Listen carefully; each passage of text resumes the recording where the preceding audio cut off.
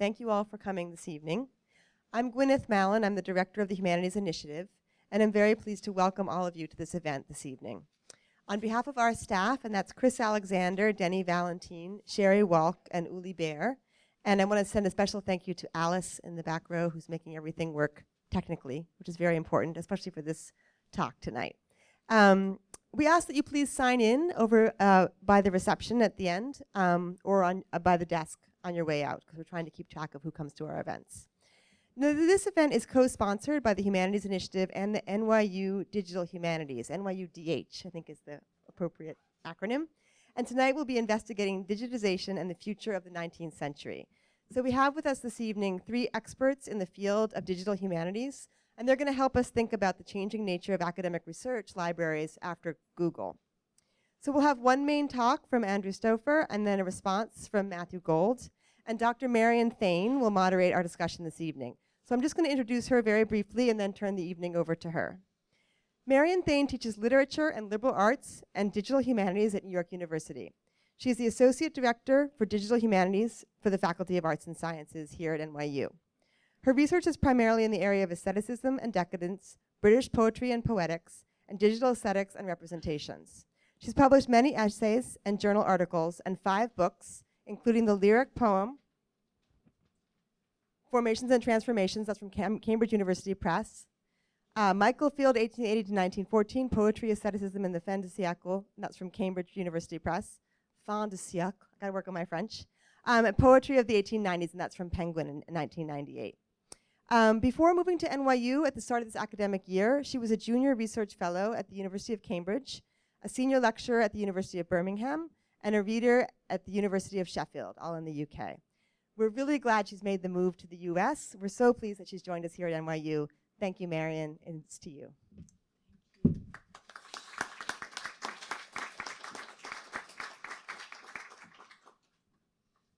So it gives me great pleasure tonight to introduce 2 very interesting and influential scholars in the field, both representative of the field today, but also I can confidently say representative of the field in the future. This is Professor Andrew Stauffer and Professor Matthew Gold. Just before I introduce them properly, I want to say thank you to Gwyneth, Chris, Denny, and the team here at the Humanities Initiative for making this possible. And it really, without your support, we wouldn't be able to do these kinds of events. So thank you to you. Thank you to you all for coming. I know we have colleagues from across NYU as well as beyond NYU, and it's great to have you all with us tonight. And tonight's talk lies at a very productive intersection of various disciplines, and it's nice to have library science represented as well as literary studies, as well as computer science, and I think this is sort of shaping up for a very interesting discussion after the talks. And I'd like this evening in a way to be the start of an ongoing conversation between all of us, and this event marks, among other things, a great talk, but it also marks the inauguration of the Digital Representations Working Group here in NYU, which is itself a broadly multidisciplinary group. And we're going to be putting on some events next year and hopefully using this wonderful starting point and carrying that forward in various ways next year and beyond. So I'll keep you all informed of that. It'd be great to do that in collaboration with some of you who are here tonight. So, let me introduce, first of all, Matthew Gold, our respondent, who is Associate Professor of English and Digital Humanities and Executive Officer of the MA Program in Liberal Studies at CUNY Graduate Center. Among other roles in his sizable portfolio, he serves as advisor to the Provost for Digital Humanities, Director of the Graduate Center Digital Scholarship Lab, Director of the CUNY Academic Commons, and co-director of the CUNY Digital Humanities Initiative. Matthew's been at CUNY only, I think, I asked you this the other day, 4 years? No, for long. Longer than that. Yeah. While you've been there, you've built up an amazing community that's been a really vibrant part of the city. And Matthew's particularly well known for editing the field-defining book, Debates in the Digital Humanities, which came out with Minnesota Press, University of Minnesota Press in 2012, but is also freely available on its online platform now too. Last year, he also edited The Digital Humanities, the Johns Hopkins Guide to the Digital Humanities, together with Laurie Emerson, Benjamin Robertson, and Marie-Laure Ryan. And his current book in progress is The Culture of Proof, Framing Belief in the Early Republic, a project which I hope, Matt, you will agree to come back and talk to us more about on another occasion. I'd love to hear more about that. And Andrew Stauffer, our main speaker of tonight, is an associate professor of English at the University of Virginia. And for the past year has actually been the Distinguished Pine Tree, is that right? Pine Tree Fellow of the Advanced Research Collaborative with CUNY, the CUNY Graduate Center. And he's been the director of NINES, the Network Infrastructure for 19th-Century Electronic Scholarship, since 2008. And NINES represents, for me, for a number of reasons, an incredibly important and vibrant part of the field for Victorianists particularly. And perhaps Andrew will talk more about that, I think, tonight. Andrew's also serving as the general editor of a new book series from Palgrave called The Digital 19th Century. You may have found some flyers, there's some flyers knocking around on this, which provides a really interesting and much needed new role, new format for scholarship in the digital humanities. Andrew himself is the author of Anger, Revolution and Romanticism from Cambridge University Press, 2005. She, A History of Adventure, that edition published with Broadry Press in 2006. And the second edition of Robert Browning's poetry, the Norton edition, in 2007. His current project, Book Traces, which again, I'll leave him to talk more about, represents a very timely and innovative idea, which has a website. You can all go and actually take part in this project, which I hope you will do after this event. But I'll let you talk more about all of this. Thank you. All right, thank you, Marion, and thanks to the Humanities Initiative at NYU and the Digital Humanities Group. What is your name? What's the NYU Digital Humanities? Digital Representations Working Group. Digital It's one of the Representations number of initiatives we're starting up here at the moment. Anyway, thanks to everyone who has brought us here and for this conversation. Thanks to you all for coming in on a beautiful afternoon to think about the future of the 19th century with me. So I'm going to talk a bit, probably about 45 minutes. I'll read a bit, I'll improvise a little bit, and then we'll see where it goes from there. Near the end of Ridley Scott's 1982 film Blade Runner, the replicant android Roy Batty senses that his 4-year lifespan is approaching its end. Waiting in the rain for final shutdown, he makes a last statement that laments a kind of archival failure. I have seen things you people wouldn't believe. Attack ships on fire off the shoulder of Orion. I watched sea beams glitter in the dark near the Tannhauser Gate. All those moments will be lost in time, like tears in rain. Time to die.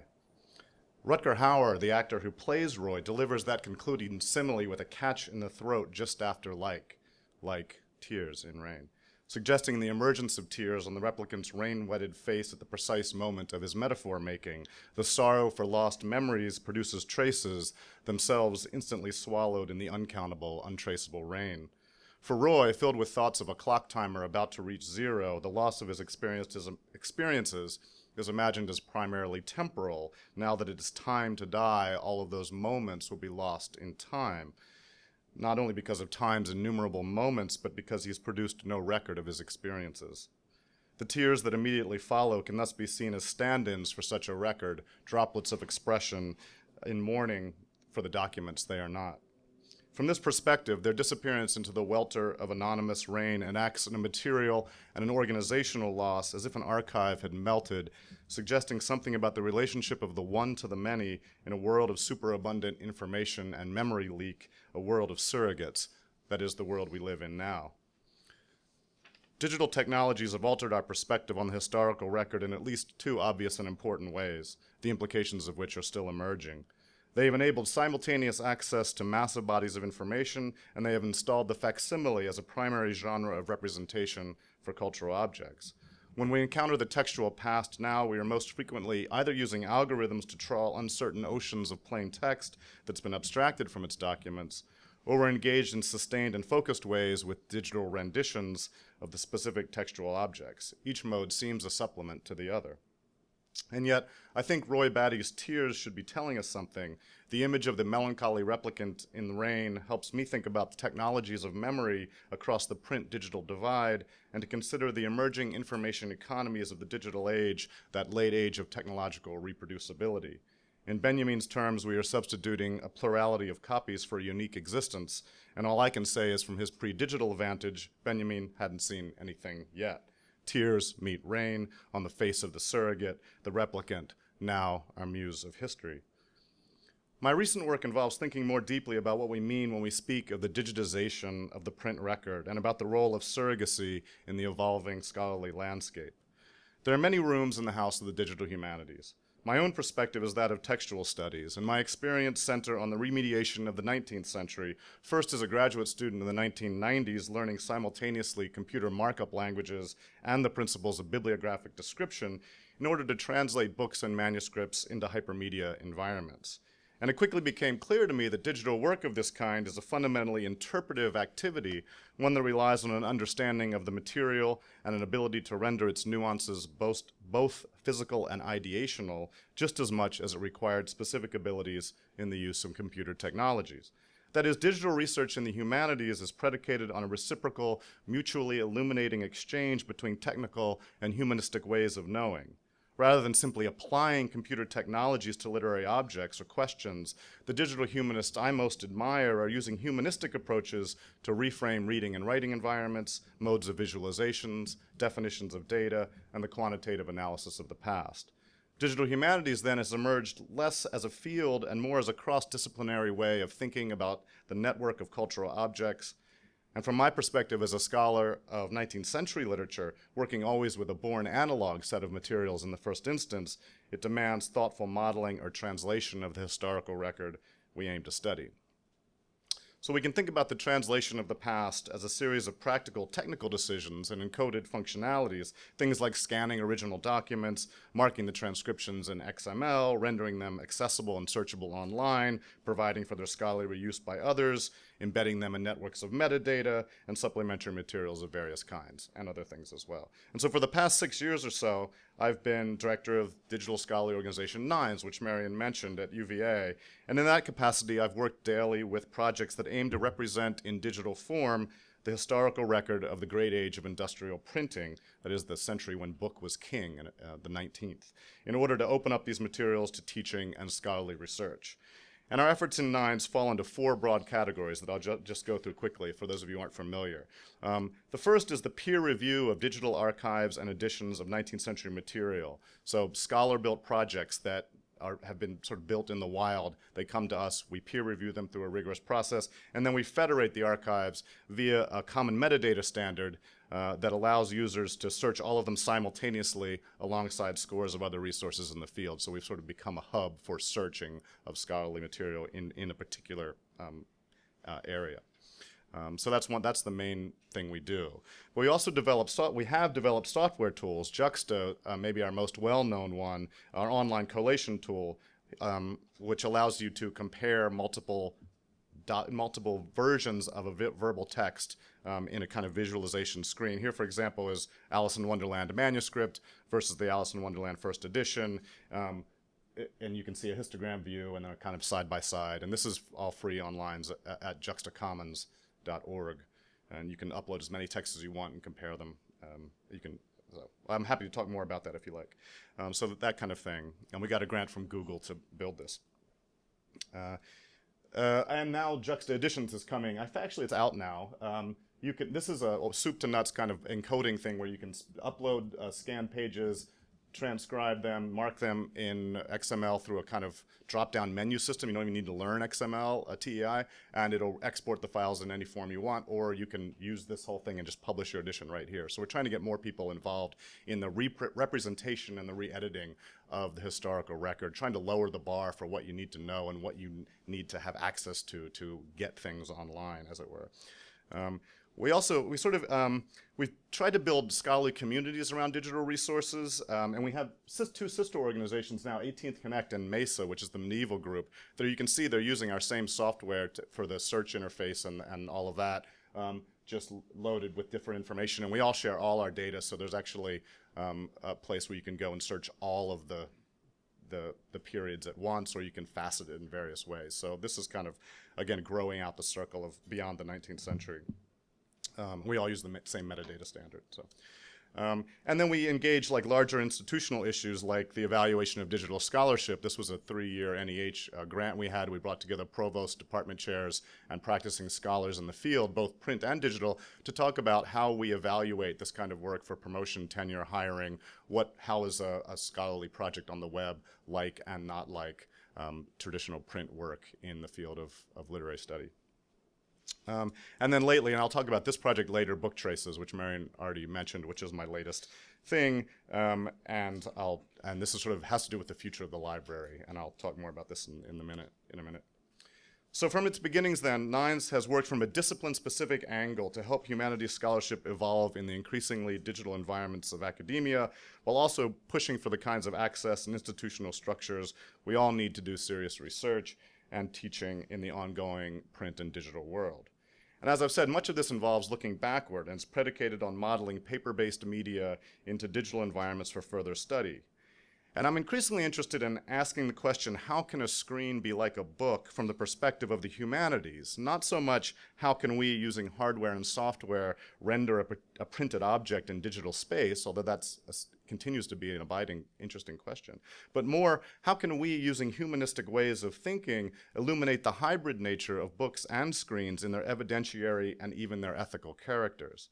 Digital technologies are letting us see the printed codex more clearly than before, allowing for a retrospective exploration of the past resources of paper and its particular media vectors. Pulling the camera back a bit, we must also think not about just any one individual book. How can we digitally represent this particular object, which is comparatively easy but also impossible in a certain way, but about the entire ecosystem of books in their historical relations and the implications of digitization for the institutions that have in large part sustained that ecosystem.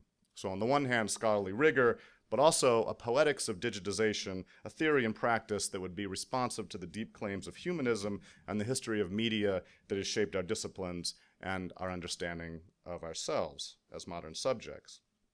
And there's another aspect to this issue as well, sort of animating me now.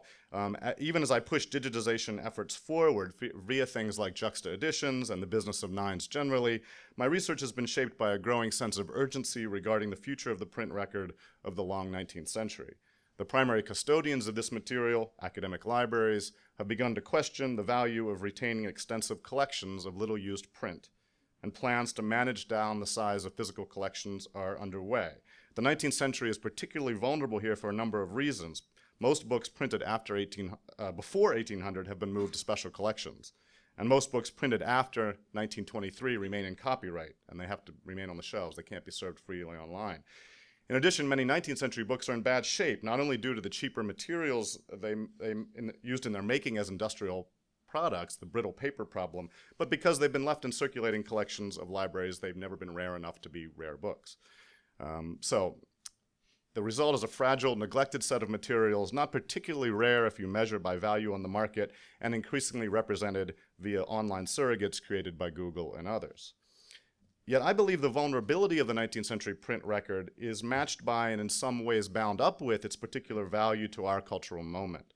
Our neglect of this material suggests our need for its lessons regarding the intertwined force of its content and physical forms in creating meaning and in constituting modern textual media. The great age of industrial printing produced the reading habits and the academic institutions within which we now operate. Moreover, it reflected and elaborated the cultural traditions of Romanticism that continue to shape our understanding of time and memory and of the humanities themselves. And so I want to show you some efforts I'm leading to get scholars and students who work on 19th century materials involved in the conversation about the future of library print collections, a future that must leverage the digital to illuminate the analog past. But first I want to step back just for a bit and say a little more about the ways that books in the 19th century were bound up with the lives of their readers and about our own encounters with the materials that those hands, now quiet, have left behind. First example, a page from a copy of an 1839 Philadelphia edition of the Poetical Works of Mrs. Felicia Hemans, an edition which was printed in stereotype repeatedly throughout the century. This page contains the poem The Graves of the Household, and in this copy, multiple underlinings, brackets, and check marks erupt across the text of the poem, culminating in the third stanza, which reads, "One midst the forest of the west by a dark stream is laid. The Indian knows his place of rest, far in the cedar shade." Next to these lines, the book's former owner has written, "My darling William died December 29th, 1879. Now, a gift inscription on the flyleaf of this book tells us it was given to Charlotte M. Koch from a friend, Christmas 1840, when she was young and unmarried. A little online genealogy tells you she was 22. And the Marginalia reveals that she turned to it much later as a mother, now Mrs. Gordon, to mourn the loss of her child, William Fitzhugh Gordon, Charlotte's sixth child, who died at the age of 28 in Texas by the dark streams of the West, exactly 39 Christmases after Charlotte first received her Hemans book as a gift. Printed as a poetic collection, given as a Christmas present, later remade into a memorial site, this book challenges categorizations as a single kind of document. Its visible personal history illuminates the fact that all books have complex and shifting temporal, geographic, and even ontological identities, suggesting that the easy stark contrast between stable print and ephemeral digital texts has been exaggerated. Scholars like Christiane Paul have exposed the myth of immateriality in regard to digital texts, which are in fact always embedded in material structures. But the case needs also to be made from the opposite direction, that printed books are not continuous self-identical objects, and that our understanding of the print-digital relation depends upon nuanced ideas of materiality and stability in what Jerome McGann has called our modern textual condition. Not only does Mrs. Gordon's copy of Hemans reveal something about the nature of books as media objects, but there's perhaps also a key here to our understanding 19th century poetry as it was written and consumed. Readers made the words their own, even as the poems themselves were often adapted in subject, in style, in bibliographic format to personal appropriations. William Cullen Bryant wrote in the 1870s that, quote, "The proper office of poetry requires that the words should be dwelt upon until they become, in a certain sense, our own, and are adopted as the utterance of our own minds." Charlotte Gordon's tremor of recognition as she encountered the graves of a household can be observed in her annotations. Hemans' "One midst the forest of the west" can be the one that a reader needs it to be, and for the elderly Mrs. Gordon, it was her William, buried far from her Virginia hearth at Esmont. Now for Hemans as a British poet, that Indian in the cedar shade was likely meant to evoke a colonial scene in Western India, as in Tennyson's Locksley Hall, wherein wild Maratha battle fell my father evil-starred. But our daughter of the Confederacy, Charlotte Gordon, has relocated the reference to Fort Concho in West Texas, where her son was killed, with a Native American Indian now presiding over her son's envisioned grave. Another example. An 1892 copy of Longfellow's Poems and Ballads. In the bottom margin, after The Skeleton in Armor, which is Longfellow's ballad about a ghostly Viking telling the story of winning the love of a blue-eyed maid, its former owner, one Jane Slaughter, has written in reference to an episode of shared reading, "Then you looked at your watch and said, 'Now shall we go and make that visit? For at 5 o'clock I have to go to Washington.' And we meant you and I, and we had a happy walk." And then in a later hand, after a gap of years, she's added the following on the facing page: "Our last walk together in this world, never to see each other more, never, oh never. It was after this I called you Norseman, the name we always used to the end in our letters. Do you remember? You added to it your Norseman and your devoted Norseman." Now in the Longfellow poem, the Viking warrior inspires a maiden's love through storytelling. "Once as I told in glee tales of the stormy sea, soft eyes did gaze on me, burning yet tender." Lines that we can imagine formed an echo to what was happening with these Victorian lovers as Jane's Norseman read the lines out loud, as her Marginalia elsewhere in the book tells us quite precisely, at 10 o'clock p.m. on Sunday, July 1st, 1900, in the parlor of the Alexandria Infirmary in Virginia.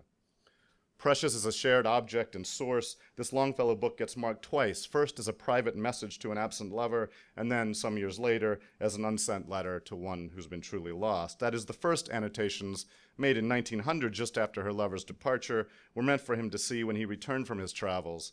The second ones are addressed to his ghost, with Jane still asking, "Do you remember?" The book has been repurposed, its poetic content integrated into the erotic and nostalgic epochs of its readers' lives. its pages transformed into private forget-me-nots, pages of a diary, ultimately touchstones of loss. Jane Slaughter never married. She was one of the first women to receive a PhD from the University of Virginia, and her books were given to our library when she passed away. And her family papers. There's a self-portrait she drew when she was 18. So we have the family papers in special collections. This book is the most interesting thing, and it's in the circulating stacks. It was just seen as a copy of Longfellow. It never was noticed as a manuscript, a hybrid object. Anyway, this mode of appropriative reading, Your Devoted Norsemen, involves an intersection of the personally specific and the conventional that I think had much to do with poetry's popularity in the long 19th century. So I'm trying to get behind this, not just as a bibliographic project, but as about literary history and why poetry mattered, how people read and deployed it in their lives.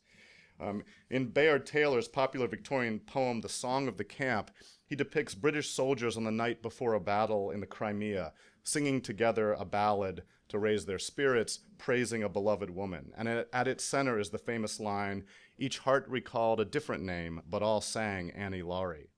Now here the central poetic text, the old Scottish Annie Laurie ballad, that old song, becomes a rallying point for the singers, each of whom is brightened at once by the words of the song and the memory of his individual beloved.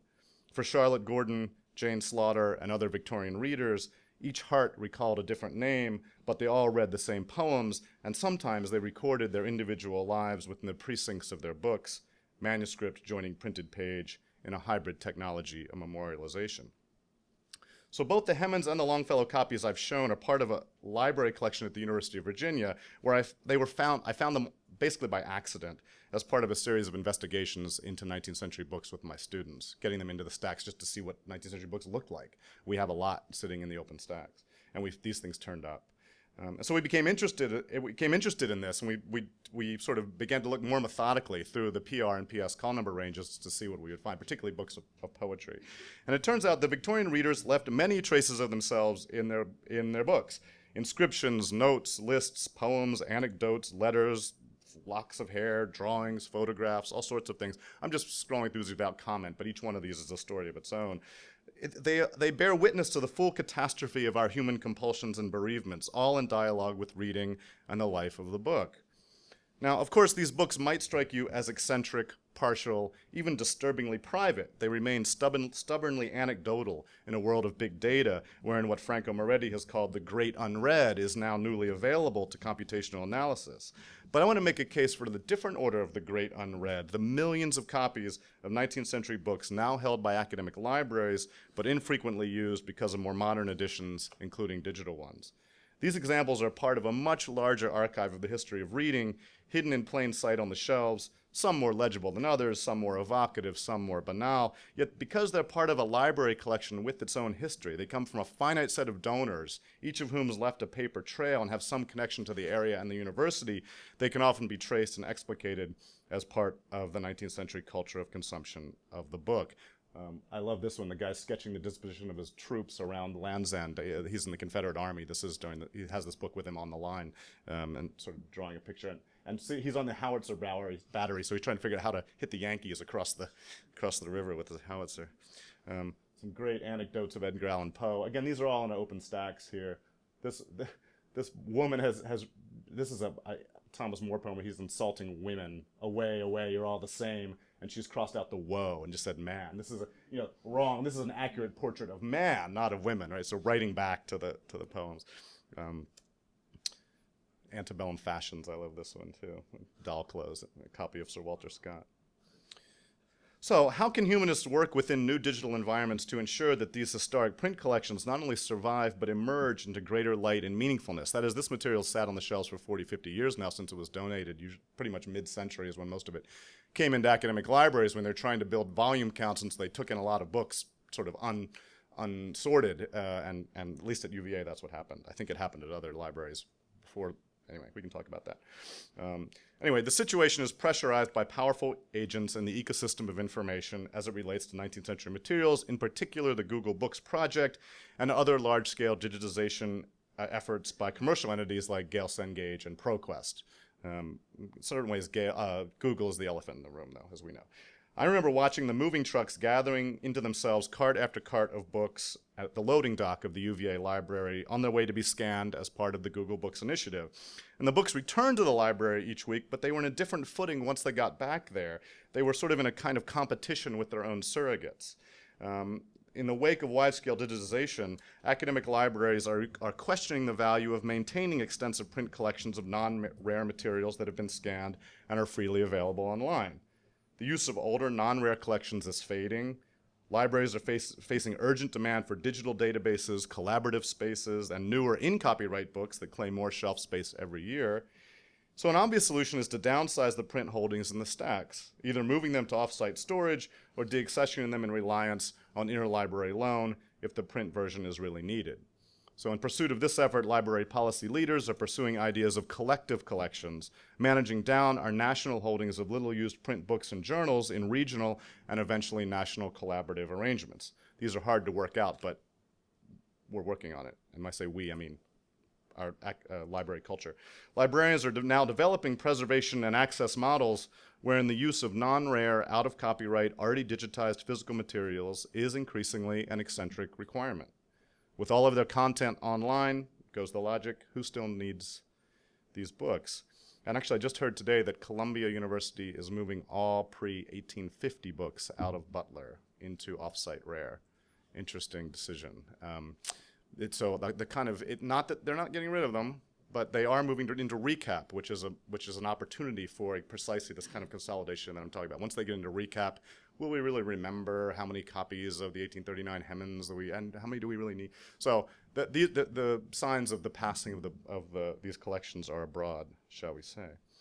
But anyway, as specialists in medieval and early modern eras know well, and we don't need to make this argument for anything pre-1800, it's been made by many, books reflect the multiple hands of their makers and users, the contingencies and the processes, the tactical moves, the errors and the accidents, the exfoliation of possibilities, the whole texture of the communicative circuit. They're temporally layered objects, variable from other copies at the point of production in myriad ways, and accruing meaningful evidence of use chronically throughout their individual existences in the world. They're sort of like people in that way, right? Tattoos. So as a result, the library is a more complex ecosystem of information than our digital catalogs and electronic text corpora comprehend. And insofar as we allow single copy scans to stand in for entire editions or conflate multiple copies into a single WorldCat entry, we're encouraging the growth of bibliographic monocultures, editing away the details in interest of efficiency and flattening the human record. Obviously, there are good reasons for doing this. I mean, there are a lot of pressures on libraries for resources. No one's evil in this picture, but I'm trying to push back from the side of the scholars. So let me just show you a few experiments that I've run.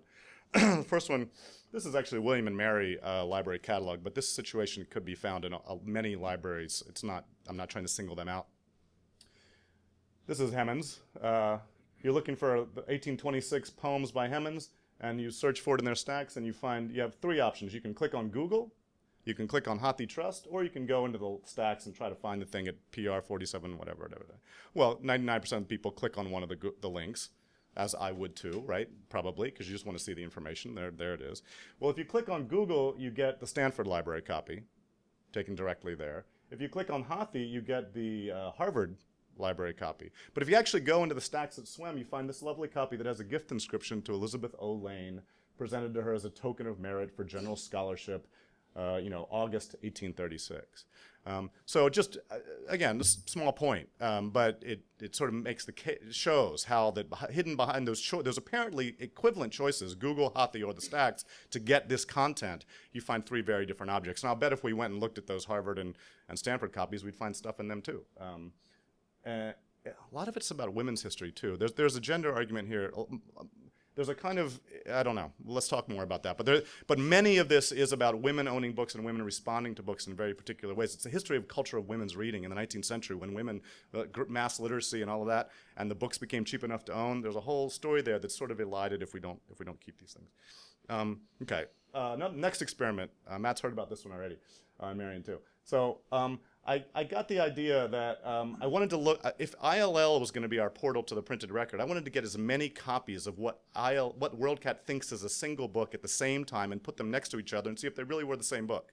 So I went to my ILL office and I said, I tried to find a good candidate, a book that was going to exist in many copies and was non-rare. So it wasn't going to be in special collections, so I could get it through ILL. So I picked an old sweetheart of mine, 1902 book by Riley, James Whitcomb Riley. It's sort of a craptastic book from the early part of the century. But I'm now in love with this book, and I can talk about it forever. But anyway, you see that WorldCat says there are 309 copies of this, and this conforming to this metadata. So you ask for it for interlibrary loan, and you just get one.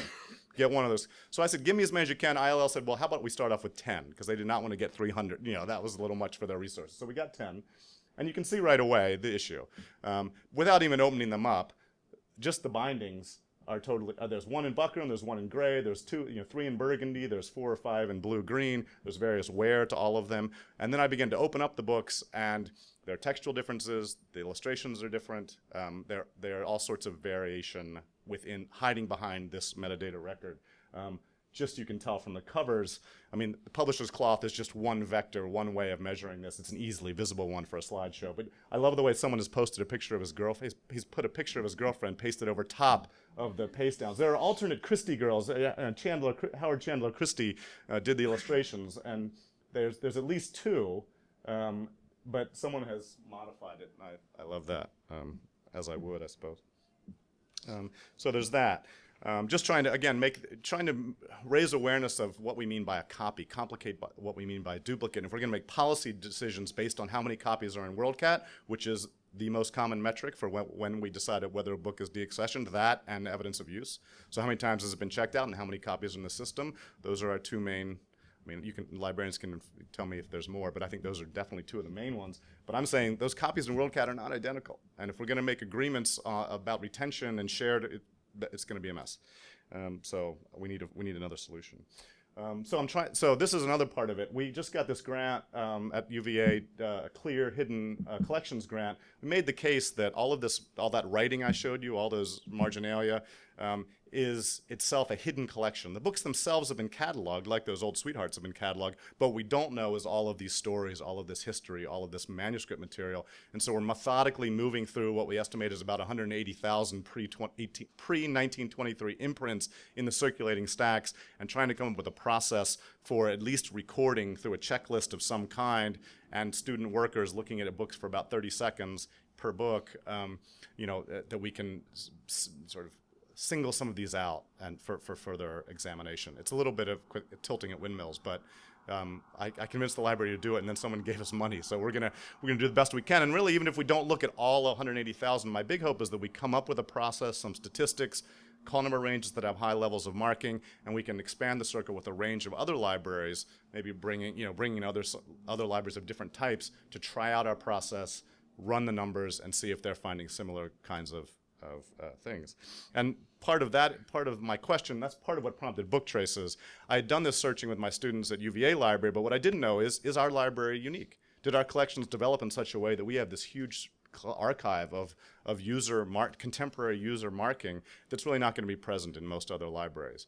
And so book traces is a crowdsourced attempt to get people to go into the stacks with their smartphone. If they find marginalia, take a picture of it, type in author, date, title, and where they found it, and sort of do sort of a kind of, it's a way for me to shine a light on libraries that I might not otherwise be able to check. And if I start to see interesting things, then we might choose one of those libraries as our next, way to model this. And so we've had 300-400 books added so far. A lot of success with classes. It's a great way to get students back in the library because they're not looking for Easter eggs I've hidden. They're looking for things that no one knows are there. So there's a bit of an archaeological dig aspect to it that's exciting. Earlier this year, we had an event at Columbia at Butler Library.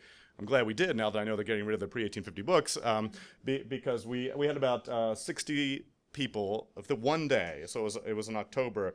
We had 60 people go into the PR and PS call number ranges, look at as many books as they can, bring them back to our kind of command center. We examine them together. We ended up keeping about 150 of those that had interesting patterns of marking, and so I thought it was a great success. And as I say, part of it was just the conversations with the students and the librarians and the faculty all working together.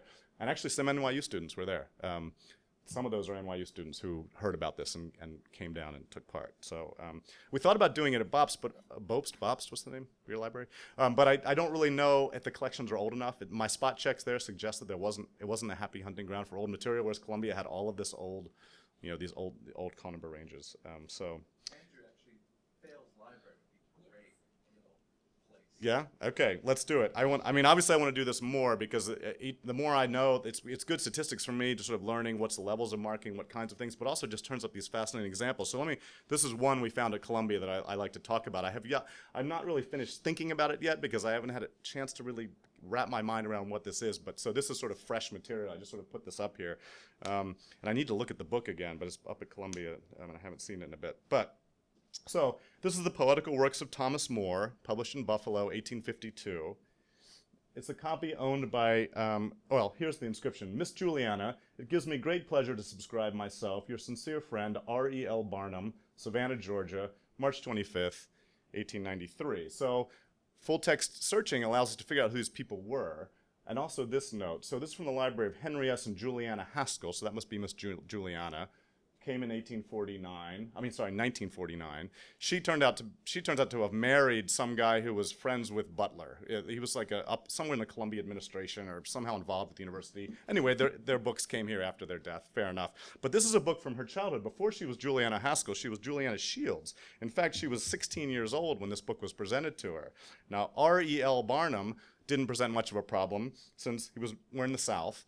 And the date sort of matches up, right? 93. You can probably guess when he was born, right around 65, and you can probably guess his name, Robert E. Lee. So once I knew he was Robert E. Lee Barnum, and yes, sure enough, he was born in 66, right after the war.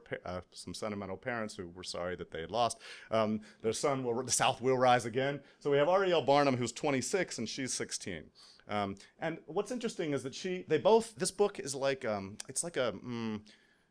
they're texting back and forth in the pages of the book. Most of it's her, but some of it's him. So she likes to use the language of the poetry to kind of apply to her own life. The triumph of a soul forgiven, 'tis sweet to be forgiven. Or love, all-defying love, who sees no charm in trophies won with ease. She tells herself, remember this. Or maybe she's telling him, it's hard to know.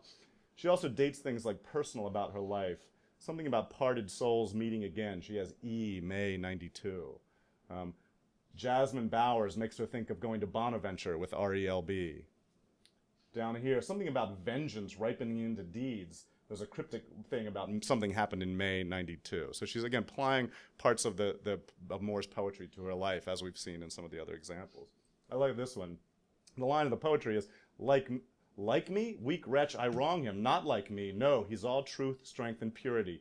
And she's written RELB, Savannah, 3/25/93, the day he gave her the book. And then he has written, the sentiment with which you here associate me, I know is but the emanation of a gentle nature and pure life, and like the sweet perfume of a delicate flower is cut off. The book was trimmed, but you can see they're starting to talk back and forth. But then the next day, oh, that we had never met, or could this heart even now forget, RELB, March 26th, 1893. So this book is going back and forth, or their relationship is changing pretty rapidly. Then there's this cut-out stanza. The missing stanza is, by the first love beat of the youthful heart, by the bliss to meet and the pain to part. Did she cut that out because she stuck it on something and sent it to him? Did she not want to read it anymore? We don't know. But anyway, or did he cut it out? I don't know. I am not thine. She writes, thank God, thank blank, and he responds in German, right? Gott sei Dank, right? So they're both, there's a fight going on here. Is this not true happiness? No, yes, no, yes, no, no, right? Back and forth about being alone walking through the grove. Is that happiness or not? So she seems to have had a crisis of faith at some point. All the world's a fleeting show, this Thomas More poem, that ends with the refrain, there's nothing true but heaven. She just says there's nothing true and crosses out heaven. See, there's nothing calm, right? So she's having some kind of... here also, come ye disconsolate. This is about the earth has no sorrow that heaven cannot heal. And she's written healed, May 1892, and then later, would that now were true. Right? So using the book to kind of measure these different epochs of her life, I'm really interested in that. This is a perfect one because it's take back the virgin page. It's about writing in books. written on returning a blank book. This is the 19th century process of sort of passing album books around, and you get people to write in them. And the line she says, "Let me keep the book. Oft shall my heart renew when on its leaves I look, dear thoughts of you," to RELB. Right? So she's actually very conscious that this book has become a kind of a memoir, memorial. Things seems to have ended by May '93. What I feel for blank, May '93, and this is kind of the last dated entry in the thing. It seems that maybe she's, I'm just guessing, moved on from this infatuation or whatever it was, this relationship in Savannah, and she went on to marry this guy Haskell, and we also turned up this book in the Butler Day. So this is a travel book to Italy, also from the library of Henry and Juliana Haskell, but much later, right? This book is 1932, and it's recording the husband and wife, a trip to Italy they took later in their life. So I'm just interested in that, in this one, because we were searching a single library collection, we found these two books that spoke totally at random. Do you see what I mean? But we could have found, you can find books online with markings in them all the time. 19th century people wrote in books a lot. But there's something about the coherence of a library collection that only would allow these sorts of cross connections.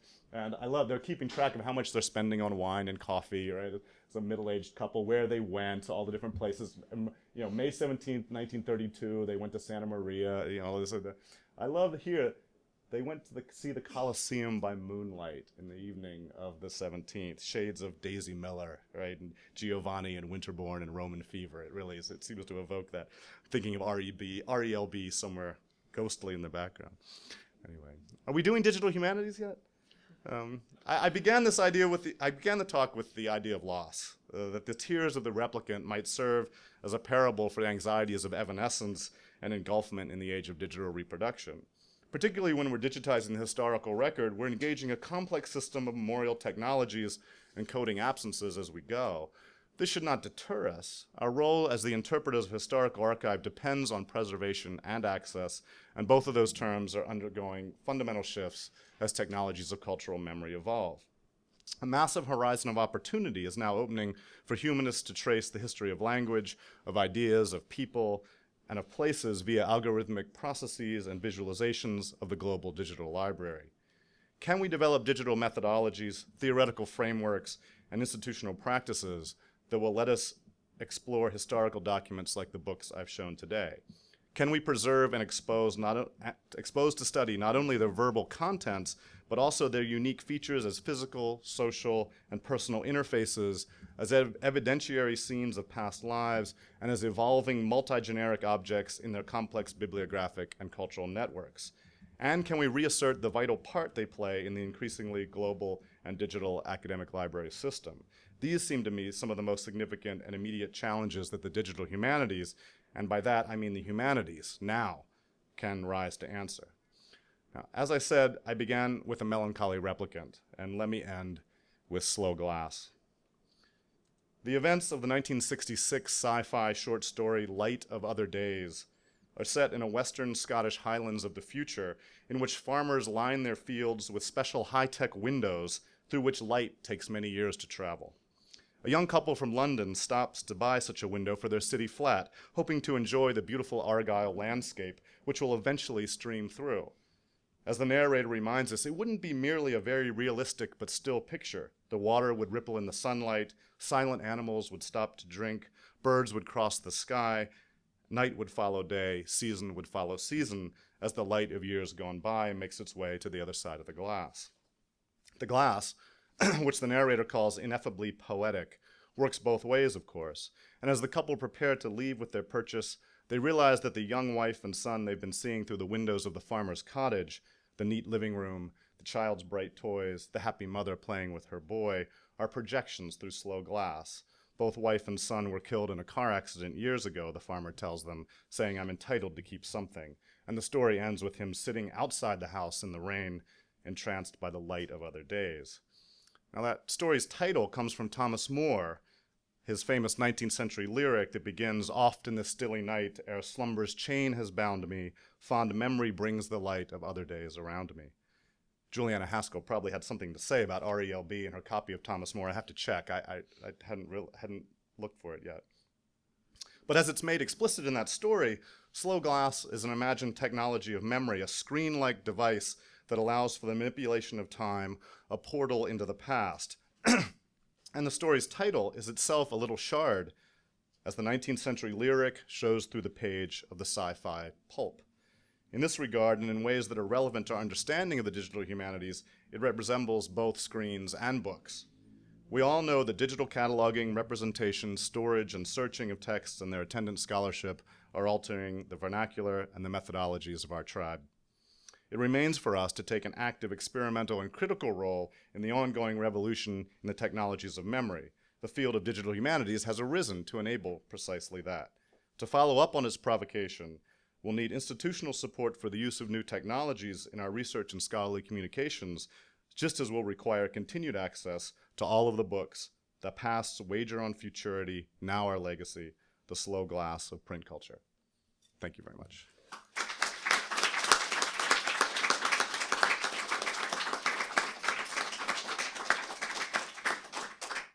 Thank you, and thanks to you all for coming. Thanks to Marion and the NYU Digital Humanities Initiative for having us. And I'm delighted to be here and give a brief response to Andy's work. I have to say I didn't know exactly what he'd be presenting, so hopefully my remarks will at least have some glancing resemblance, or it will touch upon his work in some way, which I think they will. If Andy's kind of presenting the melancholy tears of the cyborgs in a sort of romance, I'm going to cast myself here as a bit of the cad and try and at least articulate some of the things I think that we should think about with a project like Book Traces. And I'm doing this in part because I think it's a conversation we need to have. I think it's actually a conversation that Book Traces calls us to have. It takes me a little bit outside of my expertise because this is firmly really, I think what I want to talk about today is really library policy and the relationship of scholars to it. But first, before I get there, I would like, and before I sort of articulate, I hope, some reasons why I think we should think about the place of Book Traces in the future of DH discourse. I want to say it's just been an absolute pleasure this year to have Andy at the Graduate Center of CUNY as our Pine Tree Distinguished Fellow in the future of the book. And he's just been an amazing colleague and member of our community coming to classes. And one of the things I love about Andy's work, and we've talked about this many times, is that I see him as a kind of gateway DHer, someone who helps people think through the processes of digital work, and someone who bridges really, I think, many areas of inquiry. And I think Book Traces, what I love most about Book Traces is the project as a kind of form of academic activism. It really, I think, responds to something that Jerome McGann, Joanna Drucker, and Bethany Nowicki have written about, and when they've talked about their project Ivanhoe, a kind of early digital humanities project, and talked about the concept of criticism as a doing, an action, and an intervention, which I think Book Traces really is. I think I see Andy as recognizing an issue or a problem in library policy in the 19th century archive and trying to intervene. And I think what he's asking us and our libraries to do is to really slow down the process of deaccessioning, to ask questions about what and how and why we're making the choices that we're making, to see how different areas of study are being affected, and to kind of question the assumptions that underlie some of our decisions.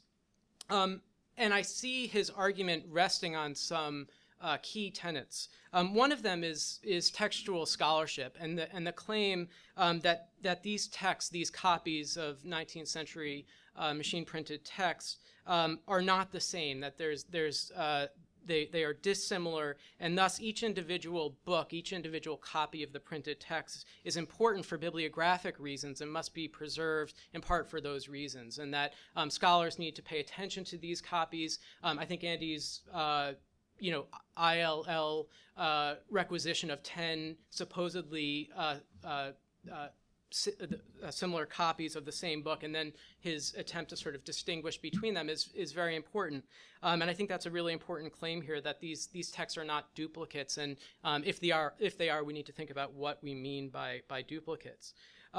There's also, I think, a claim in his work, a kind of ecological metaphor in some of the writings that I've seen him, in some of the talks I've seen him give, with this argument for bibliodiversity, a sense that by weeding out the stacks, we're weeding out almost a sort of certain species of books and reducing the overall diversity of texts in our collections, and thus contributing to a kind of extinction of form. And I think tied to that is Andy's particular concern to the Victorian archive, and the sense that these books, I think this work is very strong on articulating the vulnerability of these particular types of texts that are not going into special collections and are in the circulating stacks, that are particularly vulnerable to deaccessioning. And I think also the project is what I think probably what I love most about the project, and what I think from seeing this presentation you can see is the exposition of books as kind of living archives, not just of printed text, but of social, political, romantic conversations, markings, comments, objects, and forms that they have embedded within them. And finally, there's this kind of book traces as a wonderful example of a project that is using social media in really inventive ways, kind of calling us to a crowdsource or explorations through our own libraries. But now I'd like to just turn a little bit and ask some questions about the project and about its implications. So if it's true that each individual copy reveals these minor differences, I guess the question becomes, what is the importance of those differences in the realm of textual scholarship? Can we make arguments based on these differences between these copies? And in other words, is there really a kind of scholarly imperative within the realm of textual scholarship to preserve these multiple copies of these texts? I think Andy is basically at the beginning of this project and is kind of attempting to tease out the meanings, but it's sort of early yet, and so we don't know yet. To me, that's still an open question. And I think that there's also what's also important. Another important element of Andy's work is this attention to these processes of deselection and what do they really entail? How are decisions being made? These are questions that I think many faculty members and graduate students are not really thinking about or even aware of.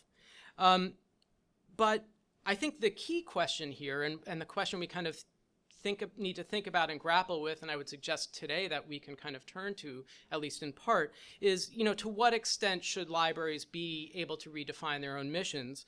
Are we going to insist that they kind of retain their current forms, the research libraries that many of our own graduate experiences were formed on, or are we open to having them explore new kinds of spaces, new functions, new forms? Can we separate our own emotional attachment to printed books? In the realm of libraries, there are limited costs, there's limited space, and so a lot of, Andy said earlier, there are no bad actors here. Everyone is dealing with pressures, but I think that there may be ways for libraries to add new materials. The problem is that when they add new materials and make new acquisitions, they're also squeezing out room for older documents. And so I guess the one key area where I see Andy's argument falling short, or where I want to push it a little bit, is on the kind of question of remote high density storage. At the cost of decreased access to text, there is the possibility of kind of rapid recall and improved costs, and better preservation of text. There's an argument that librarians who are exploring these processes make that the preservation issues facing printed books can be affected by whether they're obviously in the circulating stacks or whether in high density storage. So Susan Gibbons, the Yale University librarian, has said that that there is a significant deterioration that can happen in printed materials on the circulating stacks as opposed to the high density stacks, which are in climate controlled remote storage. So I guess my question is kind of how much, in terms of the justifications against high density storage, one of the reasons, and I think this is something Andy articulated briefly, is the question of if we have less direct access to these materials, will we have less control of them? Will we know less about whether or not they are being culled from the stacks eventually? I think that argument is there, that the less direct contact we have with the books, the easier it will be to remove them.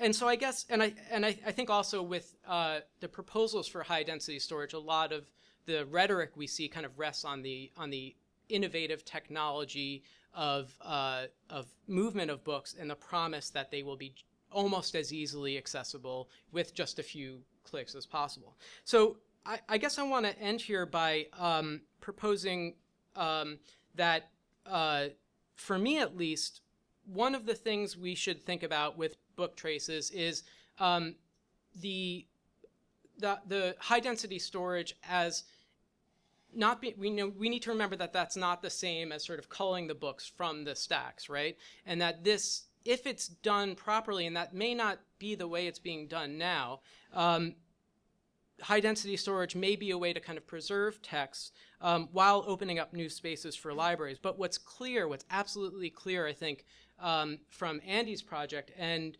from others, is that more conversations need to happen around the technologies of high density storage, the processes themselves. If we are going to allow collections to be moved out to these new forms of storage, the books do need to be accessible within reasonable amounts of times. We need to be able to test that. And I think librarians have a responsibility to be transparent about the decision making behind the choices regarding the stacks. Again, I'm not a librarian myself, but maybe speaking as a faculty member and thinking about these issues, I hope that this brief response to Andy's project will open up some grounds for discussion. Thank you. Yes, I think when I maybe started this project, I was hoping to fend off a lot of the high density stack movement. I think I've made peace with that now. But my point is that now's the time for cataloging and sorting of those books before they go. So and that's why the grant and develop a process. It's true that we don't want these books just to stay in the circulating collections. They've sat there, they're falling apart. There's all these things they need. Protection, they might need to, moving things to offsite rare is not necessarily evil. When I said that Columbia thing, I didn't mean that was bad. I just meant that this is happening suddenly and things are changing. The tectonic plates are moving. So it actually is it's a cataloger's moment.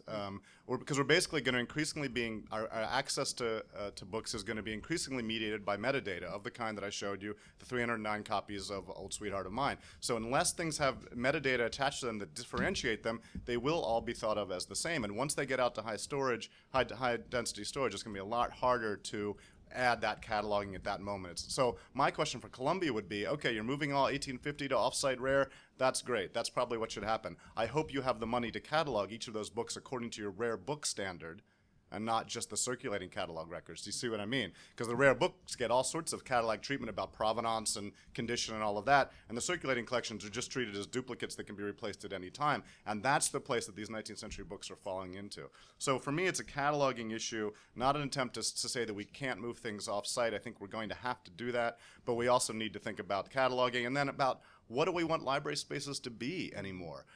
What kind of books will we keep? Let's say UVA Libraries is talking about a renovation where they're going to go from 2 million books to less than 1 million in the Central Humanities Library and everything else going off-site. But which books? And that's a difficult question because on one hand you want the new ones, but then you also, even people who don't agree with me think you want some old ones around for wallpaper, and so there's lots of conversations about that, about what is the library space for. So I'm trying to organize an event actually at our library, a kind of library be-in, where I haven't convinced the librarians yet, but I've asked them we're going to turn off all the electronics for an hour in the entire building. I mean, the lights will be on, but no access to any texts that aren't there physically, and just sort of think about what this space is. You know, what does it mean? Like walk around, like look at the stack, like because maybe we're done with it. I mean, if libraries need to redefine their missions and all of us don't need this stuff anymore, then let's just look at each other in the face and say, you know what, this was a nice moment of print culture, but it's done, and then we can have a few museums like the Pratt and Widener or whatever, and they'll be where we go to look at books when we want to, but essentially we're past that. But I feel like we're sort of falling into it sideways and backwards. We're not thinking about it enough. We're not having the conversations, and as a 19th century scholar, I was afraid I was going to look around 20 years from now and the books would have mostly disappeared, or I'd be living in a winnowed world and I won't be sure how I got there. So that's why I got started on this. So we have some time for questions. There will be a reception after this in the room just out there. But this sounds like the great start of a discussion. So there's a microphone to be passed around too.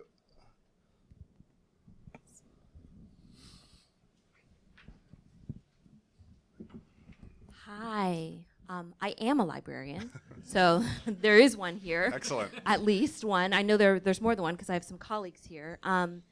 I think it would be great if you guys sat in on some library collection development meetings and saw what it is that we do, and saw what it is that we have to deal with, and see how little money it is we have to do these things with, and see sort of the breadth of what we have to do. You know, I totally agree with everything you're saying. I think everything that's in these books is so cool, and yes, this stuff needs to be preserved. And ask any librarian will say, yes, we need to keep all of the things. We want to keep all of the things, we want to keep them forever, and we want to make them available to everybody all the time. But that costs money, and we don't get the money to do that. And we have to answer to the needs of a very wide range of scholars. It isn't just about the 19th century literary scholars. Like, we also have to answer to the needs of all these other scholars. And when you add on top of that this push for, you know, people needing resources that come in digital format that are insanely expensive from publishers that are charging way too much, and we have to move these budgets around and figure out, you know, we want to keep this really old, really cool book on our shelf so people can explore it, but we also are forced to buy this giant database so that people can get these articles that they want. Yeah. So yeah, I think. Yeah, you're pointing to some way a larger crisis in the humanities that frames all of these conversations, which it's hard to get resources for the humanities generally, and you're paying Elsevier and you can't pay for the, you know, and that of course is a framing structure. And the reason I'm saying I'm framing it in this way is because I want to help. I feel like libraries have to be responsive to patron needs. That's you know, and so I'm trying to be a squeaky wheel as part of what I'm doing here. I'm not anathematizing librarians. I'm just saying scholars need this stuff, because if I don't say it, the resources now. And so I'm trying to help librarians make the case. And if I can raise an army, which, you know, partly this crowdsource is meant to do, raise a group of people who can keep saying these books are important, not just because I like the way they smell. That's stupid, you know. Right, no, but because yeah. they answer research questions, because you cannot do literary history without them. I mean, you can do it, but it'll be a shadow of itself. So partly it's how do you make a larger case for humanities resources in an era of straitened, you know, support. But I think it all needs context, though, and that's why I think it's great. Be the squeaky wheel and speak up for what you need, but also be a part of the larger conversation too. Sit in on some of those. I mean, librarians, we're totally friendly. So if you want to come to our meetings, by all means, come to our meetings and I would love see, to. how we're making these decisions. I've been working with librarians on this grant. My co-PI is the head of preservations, and I chair the University Library Committee at UVA. So I've become more and more involved in the library world. And I think one of the problems with having these conversations with faculty is most of us aren't in that world and need a lot of training into that context. Even I am only just getting into the edges of it because it's not my day job. But when I try to bring my colleagues on board, they initially begin in a position of save all the books and man the back, and that's helpful. But then how do we get to common ground? And I think finding common ground for these conversations, you're 100% right. It's the hardest thing to do because we have different, as yet context for the conversation. And I would just very quickly say that what I was trying to gesture towards at the end of my talk is that invitation you just made is exactly what needs to happen. If scholars are going to be brought on board, they should be brought into the conversations. Yeah. I was going to ask, you've made a clear case that these are under-cataloged, and and of course we're keeping in mind the fact that if we talk about the Cadillac of rare book of cataloging there, The fact that the 19th century editions, they're far greater number than there are for the 18th century and so on. So we're dealing with a bigger problem here. Yeah. And if we propose a solution, as you've done, or if we think about solutions, maybe it's a mix of crowdsourcing and maybe it's a mix of more resources and greater visibility for it. But my question is, what is the sort of the minimum level of metadata cataloging that we need for this? Is it sort of a little checkbox that says there is marginalia in these books? Would that be enough?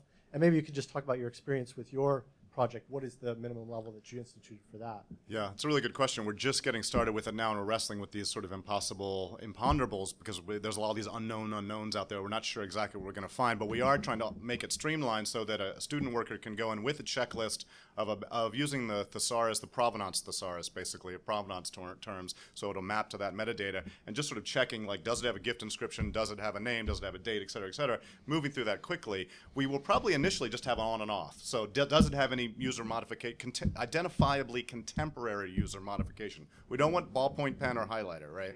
And some of it we don't know. So some of it's going to be it'll just be some pencil underlining, and we have no idea. That's no dates, no name. We don't know, and that's not going to meet the threshold.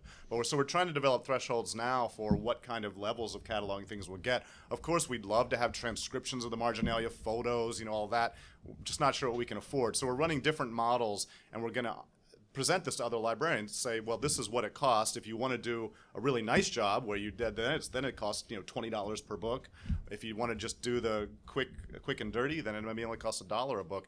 What we'd like to do is develop a module that can be instituted at point of deaccessioning or movement to offsite, so people don't have to move through all of their collections as an individual exercise, but as a book gets touched, it will have to get touched to move to offsite or be deaccessioned, that a relatively untrained worker can pick it up, go through our process, and add whatever, and then have a national union catalog where we suck all that in, because WorldCat's hopeless, and the difference between local holdings records and WorldCat is legendary. But if we could take all those local holding records that have the star that says this has a mark, this has something, and aggregate that, and then we'd have this kind of virtual collection, which would be great.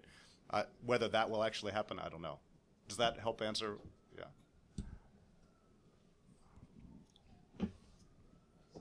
Hi, I'm trained as both a librarian and an archivist. I've been to Rare Book School and have even contributed a number of books from BOPs to book traces. Excellent. Thank you. Yeah, no, it was, book provenance is one of my hobbies, frankly. What I'm hearing beyond just like cataloging, rare book cataloging, I'm wondering about, it sounds like the research that you have in mind is almost archival in nature, and I wonder, books are an archivist's worst nightmare when they're getting an accession. But in something like this, I'm wondering if you've looked into using, archival descriptive standards for like a large aggregate of this sort of thing instead of just library cataloging. Yeah, it's not a bad idea. I mean, in a certain way, we're pulling archives out of the stacks. You see the Juliana Shields stuff, or a lot of these books. It's not just the one, but it's the collections that emerge. And so, how to deal with those, them as sort of virtual collections is an issue. I'm open to whatever. Partly it is trying to figure out what we can afford to do at scale, and so we need to figure out percentages. What kinds of things are we seeing, and what levels of marking are worth the candle. Again, unfortunately, the project is turning into a Marginalia project, and it wasn't really supposed to be about that, but that's the easiest thing to recognize. All those different covers of the old Sweetheart of Mine, we will not be recording that in this particular grant. We're basically just looking for post-publication user modification by contemporary, So actually a very narrow kind of variation of copy level variation. But it was the kind that was easily recognizable, has a lot of great stories associated with it, and we got a grant, and so that's what we're going to do.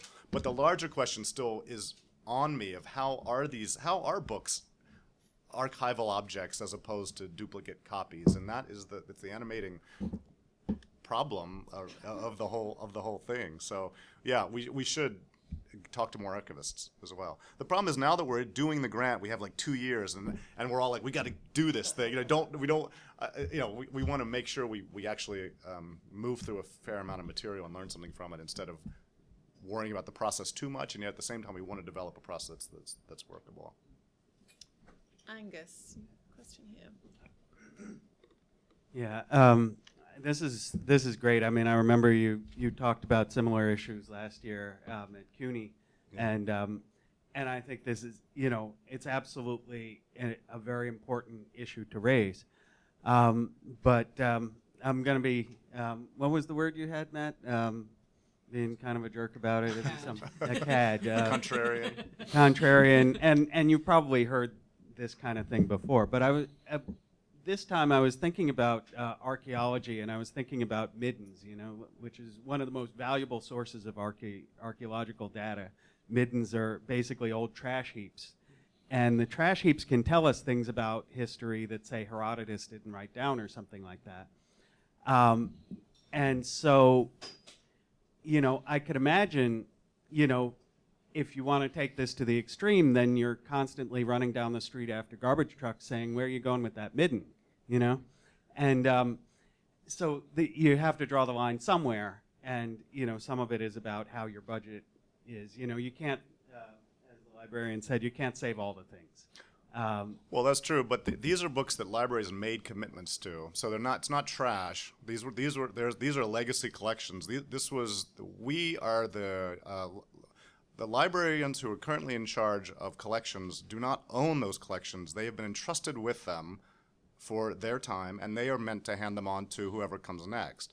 And I just really believe that there's a fiduciary responsibility to the collections you can do whatever you want, but from my perspective, there has to be a sense of these things as, well, this is what I was left, this is what I showed up, this was here when I showed up, by what principles do I take care of this? And some of it will be weeding. Of course, weeding has to happen. It's part of the natural process. What I'm worried about is these sudden transformations of the national library system where decisions are being made at scale. So not just what do we do, how do I sort of shepherd my local collection? Those decisions, that's great. Librarians, that's what they're trained to do. But hearing we all saw what happened with Ithaca and JSTOR and the journals.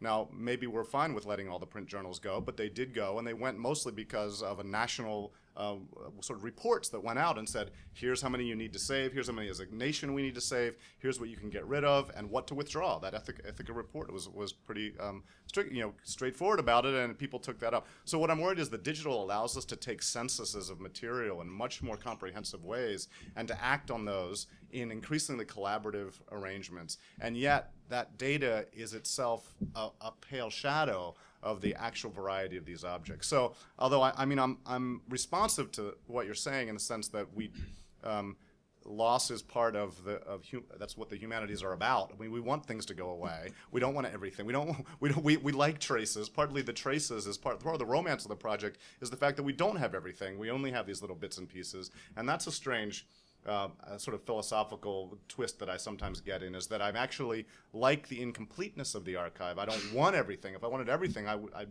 be overwhelmed. So I think you're on to something in that kind of that contradiction at the heart of how the humanities operates and our relationship to the evidentiary base. But as a bibliographer, textual scholarship, that we always need the record to operate from. I mean, that's how those disciplines work. And we may just say, well, we're not going to really be able to do that comprehensive bibliographic study of the 19th century. It was too much of it. It will never be able to save it all. What's the point? But I want to scope that decision as we make it and say, okay, well, let's save at least what it might be a representative sample of that material. Recognize that we can't save it all, but we don't even know it's representative until we look at all those old sweethearts and begin to realize and that's 1 out of a million titles that we would have to do that for. So how we do it, I don't know. Part of it is getting my own colleagues in history, English, philosophy, classics, whatever, to get back into the stacks, to put their hands on this material and make a case for it. And it's not just 19th century, get them, but that's where I'm speaking from as a professor of 19th century studies. There's a hand 3 rows back there. It seems to me that Nicholson Baker's covered a lot of this territory when he talked in Doublefold, when he was talking about all the periodicals that got lost in the enthusiasm for microfilm. Mm-hmm. And I really appreciated his unpacking the ideological assumptions behind what made microfilm so great. It seems to me that this conversation is lacking, or needs to have, because obviously you can't do everything all at once, but it needs to have some kind of backing up and thinking about what is the ideology behind behind changing libraries. I mean, you made a reference to the fact that this literature is something that has shaped the academic environment in which we operate, and I think that's not true. I think that we are operating in a very different environment. Until we understand it, we'll always be behind the curve in terms of catching up. You think our environment now has changed to Yes, the degree yes, that, yes. I don't think that those, I don't think that the literature you're talking about saving, or the habits of reading of the people who wrote that and consumed that literature, those are not our habits, and they're certainly not the habits of our students. The other thing is, I'm wondering if you're also missing the distinction between open and closed stacks, because as a reader in New York, I depend on a closed stack system. And I'm just wondering if that in and of itself would slow the deterioration of books that circulate. Yeah, I mean, closed stacks are the tradition in Europe. It's only really in certain places in America that we have this big state universities, small colleges. You've had this tradition of open stack browsing, and it may be that is coming to an end. In fact, UVA, when they started, was a closed stack library in the 30s, and it sort of became open. No, later. they all were. Sterling was, Widener was. So maybe that there was this moment of open stack existence that we sort of, that now is coming to an end. That goes with the whole, sort of the history of progressive education with John Dewey. Right. So it's very recent. And I think, and so closed stack, open stack, there are different ways to have that discussion. It's not really what I'm interested in about, people talk about serendipitous browsing, whatever. I'm more interested, it's the collective collection. It's thinking that your collection and another collection are mirrors of one another because their metadata is the same. That's the space I'm trying to intervene. If you have to recall, New York Public Library, you get a book, but it's their catalog. You're looking at the local holdings records and you're getting the local holding. You're not looking at that Hemmons book and you're getting Google or Hathi or whatever book happens to come through ILL. It's not that seems to be a problem for me in that you will not get what you think you're getting. And in the New York Public Library, you won't even get that. Yeah, we're right. New Jersey. This is right. This is a whole other that's issue. That's kind of lurking behind my my criticism. Yeah, I mean, I'd love to do a book traces thing in New York Public Library, but I haven't been able to scope how to do it. But it seems like it would be a great publicity move. I mean, if we could get. I've been calling these events either guerrilla librarianship or flash mob bibliography, depending on the context, but basically getting a group of people to go in and request a whole bunch of things at once and sort of all look at them together and make an event. But it's difficult, and I don't want to work against the libraries. I want to have their cooperation. That's what made the Columbia event so great was how we all work together. So, but yeah, thanks for your comments. I think that's 100% right. I mean. The university is changing and the library is changing more rapidly now than ever, but certainly since the 90s, since digitization, particularly since the Google Books project. And so I think we are sort of passing out of the era of the great, the traditions that built the modern university, and particularly the study of the humanities. It's not that they're passing away into nothingness, it's just they're turning into something else. And that's why we're having all these conversations. That's why digital humanities is such a flashpoint right now, because it's specifically designed to consider what is the university and the institutions of learning and the various processes, what is that going to look like in a digital age? And I think you're right, things are passing away now. Some of us are still there, some of us were trained in those methods, some of our students have no idea what we're even talking about, and that's why all of these conversations about pedagogy, research, publication, libraries, it's an interesting time. Thank you so much for that really fascinating and inspiring talk. I think I wanted to comment on two points. One is about sort of the pedagogical implications of teaching what the culture of the book was, certainly. Mm-hmm. But at the same time, teaching and engaging students with this medium that has now become more and more expensive to maintain. And so, you've got, it seems to me, a great teaching device here, right, to engage students in some kind of bibliographic study and to do it in a potentially really efficient way. Yeah. And so that's a very exciting possibility, because I think we give up too easily on the book. The book is not dead. The book is perfectly alive. Lots of publishers are making lots of money on books all over the world. The question we're talking about right here are what institutions that have these archives that have been put in their care to be maintained over time, how are those institutions going to be responsible to that gift, right? And so that brings me to a second question. I think, Matthew, you described Andrew as an academic activist. Or, yeah, something like that. Yeah, which I love. Yeah. Because we were talking earlier about cataloging and library policy.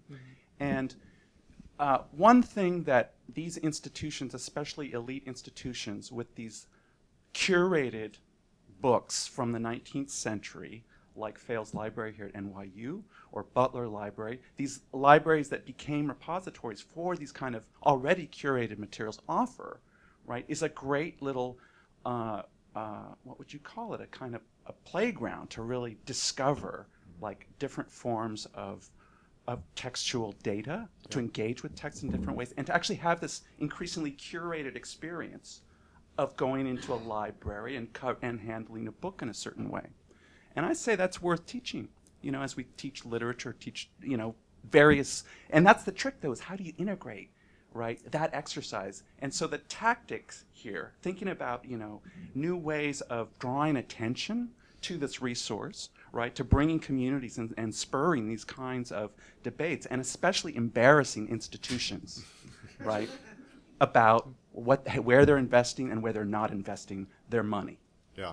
So no, those are good points. I mean, the only thing I would change is playground to lab. That is, I really want us to take the library as a serious place for humanities research and not a place just for a tourism of a kind or playfulness. Let's go tour. Play is very serious, my But friend. yes, serious play. I'm all for ludic experimentation, as you can tell by my bee in or whatever. But I was also going to try to have them levitate the library. We were going to circle it and do, but we haven't done that yet either.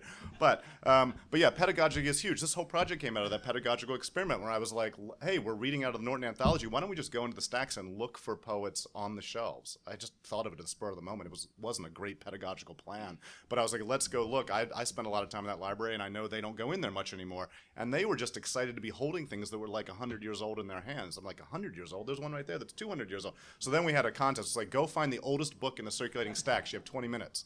And that was actually interesting because they had to use their clues of what would be an old book. And it turned out some of them were already rebound in buckram, so they couldn't just go by the spine. They had to, and there's that kind of thing where you kind of get boots on the ground in the library, get hands on books, and out of that came something like Book Traces, where now, regularly I just tell the class, go find something, post it on Book Traces, talk about the annotations, adopt a book, go do the research, find out who Juliana Shields was and who R.E.L. Barnum was. They can do all that using digital databases they never could have done in the past. Before Google and Ancestry and all of that, it would have been hopeless. You'd have been like, I have no idea who that is. That's a nobody. And so I feel like pedagogy is crucial to the way this is going for sure. Yeah. So thinking of that question of kind of like the library as lab, I was thinking of the kind of dueling purposes of the library here. The library is side of exchange, and the library is kind of the side of storage or preservation. It seems what your goal is actually to kind of convert these books into kind of preservable books because they're now exchangeable books. Mm-hmm. But what if we need more exchangeable books, actually? Or what if we need kind of the library as lab? What if we just want libraries to keep books on their shelves so that they become this kind of space that we're talking about, this kind of space of play or this space of exchange? We're used to say like taking books out of the library, but what if the library now is the place where we have to go to in a new way, I guess, all over again? Yeah, that's another option. Another dream I had with this grant, if Mellon falls in love with me and wants to give me billions of dollars, would be to actually start a research center for the 19th century book where we would take all the deaccession books in one place and like have a library that itself is a showplace of all of this material, and that's the place where you come to do research on the history of the 19th century book. It's not, we give up on the idea of a distributed library. We're all holding 100 copies of An Old Sweetheart of Mine. We'll take 30 copies of it, and we'll have it all in one place. That is a little bit of, pie in the sky. But you're right that in a certain way, libraries are, the line between special collections and general collections, I think, is being troubled in interesting ways. Either, and because of this, the movement into the 21st century. The 19th century is now 2 centuries old. We've turned a corner, and it starts to sound like it's older things. Plus, getting back to the pedagogical part, we're alienated in a good way from books. I mean, in a way that we can see them more clearly that maybe a generation before they couldn't. They feel like sort of alien media objects to the students, but that is why they're interested in it. They're excited about holding these old books and turning the pages that for us were the furniture of our youth. For them, it's like finding a mummy or something like that. They're amazed by it. So to get back to the archaeological thing, so yeah, I think that's right. Thinking about the library as a space where research can be done. One of the things we're running up in this grant against this grant is, okay, depending on what we find in the books, they have different fates, right? If it's something very minimal, it might go right back on the shelf. If it's something super amazing, like Thomas Jefferson's copy of something, it goes to special collections. But then what? There's off-site rare, there's just off-site generally, there's various fates. And I'm afraid we're going to denude the stacks of anything interesting, right? I'm afraid we're basically, after this process, we'll have swept it clean. In a way, or put everything in gray boxes because it's all in kind of bad shape. And so I will walk through my once beloved stacks of Alderman Library, and it will be gray box after gray box after gray box, or nothing much pre-23 because all of that was deemed rare. That would be a win for me, and yet I want to balance it with what we really want the library space to look and feel and be like as an operational space for students and researchers. I don't have a good answer to that, but it's part of the experiment. The way that you're talking about books as foreign objects now as opposed to the furniture of your youth, and the purpose of the library, it almost sounds like, well, I'm curious about what you're thinking the purpose of the library should be, or with these books in particular, because these are no longer just vehicles for the information that was printed inside of them. They are research objects. And is that, are we re-envisioning something like a library museum or just a research institute or something of that nature? Yeah, that's sort of a related question. I mean, one of the ways that question comes into focus is with inserts. So we're also finding not just Marginalia, but people bookmarks, things, 19th century stuff put in the books. I mentioned that a little bit in the talk. What do you do with the flower, the lock of hair, the letter, the photograph, the all sorts of little things that are obvious, knitting, a sewing needle stuck in there with this thread still attached, very evocative pieces of lives from the middle and early part of the century. But they're an archiving problem because do we take it out and say the doll clothes? Okay, perfect example. You saw the doll clothes. Do we take those out, put them in a little envelope, and put it in the back of the gray box and say these were once on page 302, or do we leave them there? But then if someone looks at it, will they fall out? The inserts have to go to offsite rare, so when they're called back, they can only be looked at in special collections. But we're changing the ecosystem. It's like when you try to save a species or something, like whatever we're doing is gonna mess everything up. But we're hoping to also wake everything up. These books have been sitting on the shelves, as I say, since they came in, with no one opening them, because that stuff is still in there. I mean, who knows what we've lost, but at least a lot of the inserts are still there. Because when the books came in, they were really not very useful, even when they arrived. They arrived in, say, the 1940s, and these are books printed in the 1840s, 1870s, 1880s, and even by then, post-war students, they didn't look at those old books. They were just being used to boost volume count so the library could rise in the ARL rankings, and they mostly have sat there unregarded since. And so it's that accident of collecting history that's produced this amazing record of the history of middle-class reading distributed across the nation's libraries and hidden in plain sight on the shelves. How do we address that situation? It's partly a cataloging issue, partly a discovering issue, and partly a question of the disposition of copies, either in a single place or in a distributed, or probably a combination of both. But it's above my pay grade to actually figure that out. So I'm just sort of the scholar over in the corner, speaking into my megaphone, hoping that people at OCLC and Ithaca and the ARL and ACRL and all that will begin to bring me and the rest of us scholars into the conversation in ways that can be productive for all of us. I don't think people need a microphone. But they want it because they're recording. Yeah, I know. What could be done to, and I guess this is just a question, but what could be done to, through the means that you're going through right now with the project, but to make this an experience that would become contagious for this generation, whereby you don't necessarily want them going into your library and writing in your books, but people, a generation or, future generations that don't necessarily have the same experience with physical books that we all had, how could a project like this continue that desire to have those physical experiences with books? And maybe it's not a physical experience, maybe it is a digital experience whereby it's creating a platform for people to annotate digitally and experience books that way. Yeah, that's a good point. So there's two answers to that, if I can keep my head together. Remember the second one first. So digital annotation. So I've been talking with. I was originally talking with Lit Genius, the Rap Genius guys, and now talking with Jeremy Dean, who's now at Hypothesis, which is the open source version of that annotation layer for the web. And we want to convene a larger conversation about annotation generally, historical to future history and future of annotation of documents, looking at some of these things that I've shown here, not just as stories, but as design and information architecture kind of problems. Like, how did people react to printed blocks of text? How did they, fit in? It really is almost a design issue. But also thinking about what kinds of annotations did people want to do then? Are there people annotating things the same way now? And just sort of, again, having an annotation be, and I'm turning into a hippie, have a kind of annotation thought experiment where we figure out what. So that's really important. And I think we annotate things all the time. That's what the web is. We like stuff, we comment on stuff, we forward stuff, we share. All of those processes that we're doing with social media are a kind of annotation. And so seeing that long view of it, I think, can get people at least interested in some degree. The other half of it is, how do you get them interested in books as physical objects? And as I say, I think it's a matter of exposure. Some people will catch that bug and some people won't. And it doesn't really matter what generation you're in. That you have students, 20-year-old students now who look at a medieval manuscript and they're like, this is what I want to do for the rest of my life. I mean, it just something speaks to them. And I think that's going to be the case for 19th century books as well. There'll always be collectors, there'll always be connoisseurs, there'll always be, but how we engage, how we provide for those experiences. As a 19th century person, that's why I want the books on the shelves. It usually happens by accident.